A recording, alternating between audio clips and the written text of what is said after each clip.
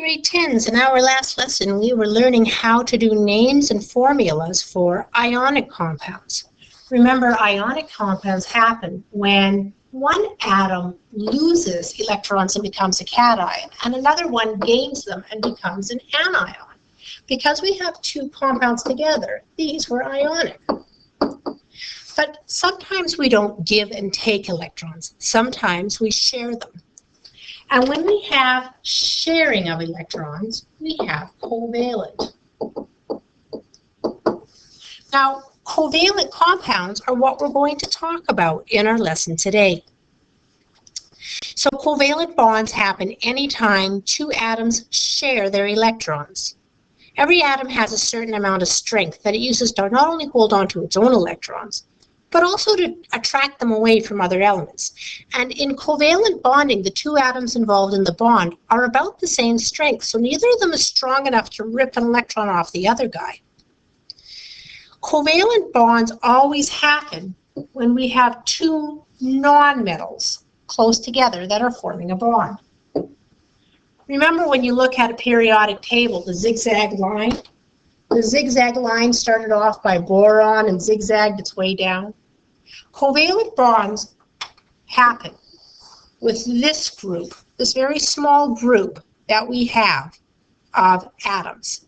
Also, we're going to find that hydrogen is quite often involved in covalent bonding. So, some molecules that form covalent bonds are known as the diatomic molecules. Di means two and atomic means atoms. These are elements that always come as groups of two atoms. They're never found by themselves. For example, oxygen is always O2. It's never just a single oxygen atom. There are 7 diatomic elements that are found in nature. There's a little memory aid that I use to help people understand them. I have no bright or clever friends. The first letter of each of those terms refers to the symbol for the element that would be found as diatomic. I is for iodine. You'll never find a single iodine atom. It's always 2 iodine atoms hooked together to be a molecule. Hydrogen will always be H2, nitrogen N2, etc. Some of my students have given me another mnemonic, I have no fear of ice-cold beer, which is another one, whatever helps you to remember it. But these 7 elements, if they're by themselves, come with a little 2 after them. You will always have 2 different atoms, or 2 of the same atoms, I should say, hooked together, sharing their electrons to form a covalent bond, which is why we call them diatomic. Whether or not our covalent compound is diatomic, made of the 2 of the same atoms, or made up of different kinds of atoms, they will be sharing their electrons. And unlike ionic bonds, which always only have a give and take of one electron is given from one guy and taken by the next so that we have a single bond, when we have covalent bondings, we can get single, double, and triple bonds. Consider, for example, 2 chlorines. Chlorine is in group 7 on the periodic table, and therefore has 7 valence electrons. When it hooks up with another chlorine, it is this pair, these 2 electrons, that form the bond. I would quite often draw this as a single bond between 2 chlorine atoms, each one having 3 unpaired sets of electrons. This here, this single bond,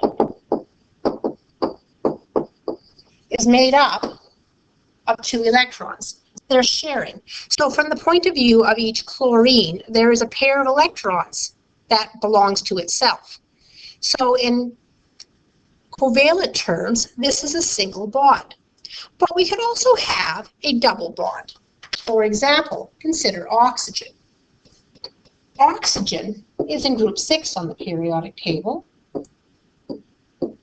and has 6 valence electrons. If I were to draw another oxygen,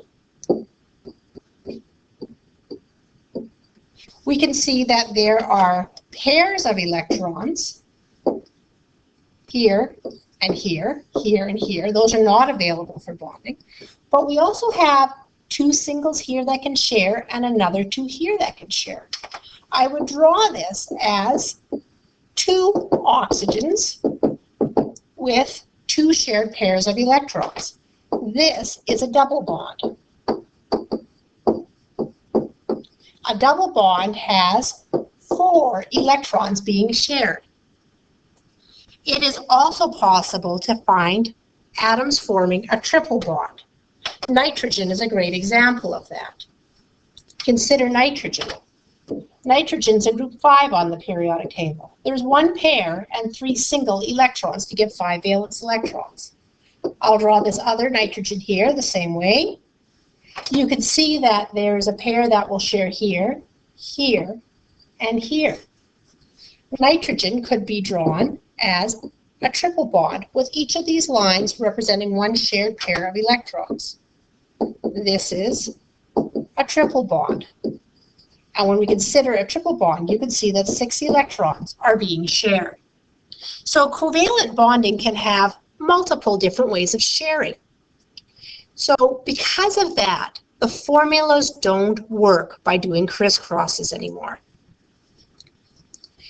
We can't use the crisscross rule to figure out the formulas. So we're going to have to come up with a new plan. The plan that scientists used, and enjoy this when it happens, folks, they said, how about we just tell you how many of each there are?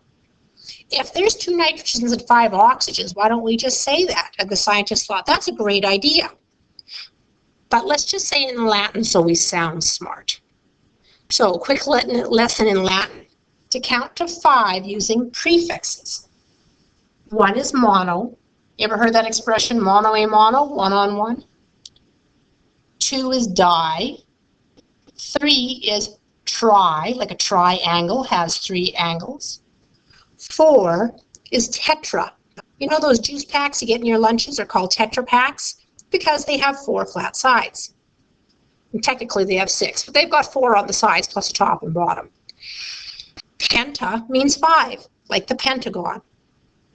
So if I have a molecule that has 2 nitrogens and 5 oxygens, I would call that dinitrogen pentoxides. 2 nitrogen and 5 oxygens. You notice there was no crisscross.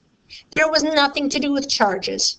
The name was the formula was the name. That's it. Straight up say what you get. There's a little bit of a caveat here. We can't start the beginning of a name with mono. Don't know why. Again, they didn't invite me to the party when they made that rule, so we're just stuck with playing by them at this point. If I've got a compound made with 1 carbon and 1 oxygen, carbon monoxide, 1 carbon and 1 oxygen, I can't call this monocarbon monoxide. I dropped the O in mono in front of the oxide because otherwise it would look like monoxide. If you put it there by accident, it's a spelling mistake. I'm not going to count it against you, but you'll kind of get used to what sounds better as you practice with this. But I'm not allowed to start with mono. I can use mono or mon in the middle of a word. I can start with di, tri, or tetra. But at the very beginning of a word, if there's only one of them, we just don't say anything.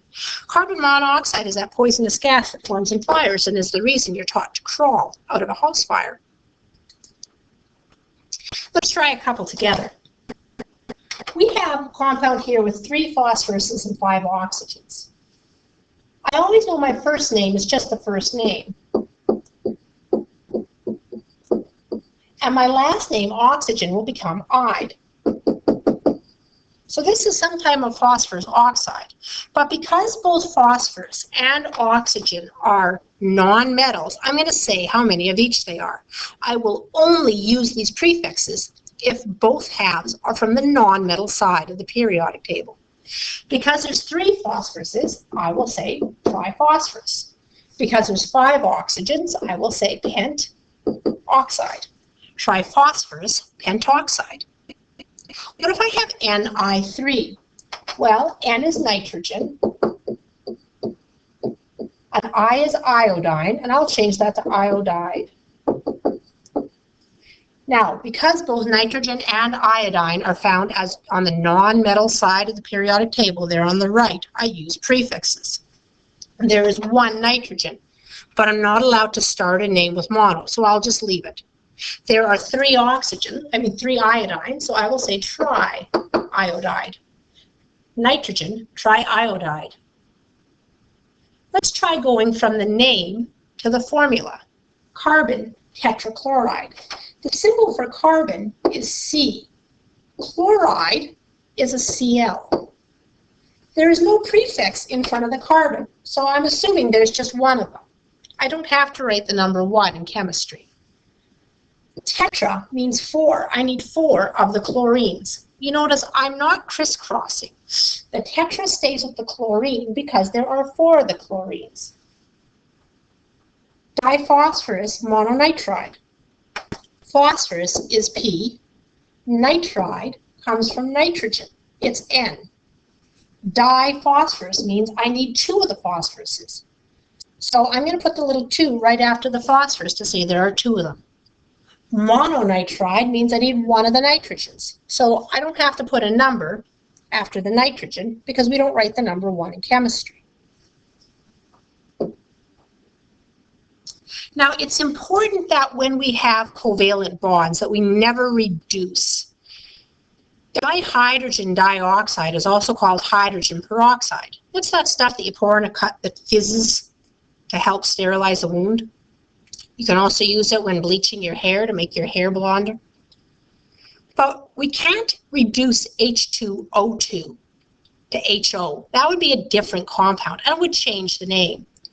So although we always have that reduce step in the formula for an ionic compound, if there's a metal non-metal, we never reduce covalent compounds. It would change the name. Hydrogen peroxide is actually formed with 2 O's and 2 H's. It takes this shape. We're going to get you to practice doing names and formulas for covalent compounds. Because you've bothered to watch the video to the end, I'm going to actually do a few of them with you. So in your review at the end of your booklet, the first one that we have to write a formula for is carbon monoxide. The symbol for carbon is C. The symbol for oxide, oxygen, is O.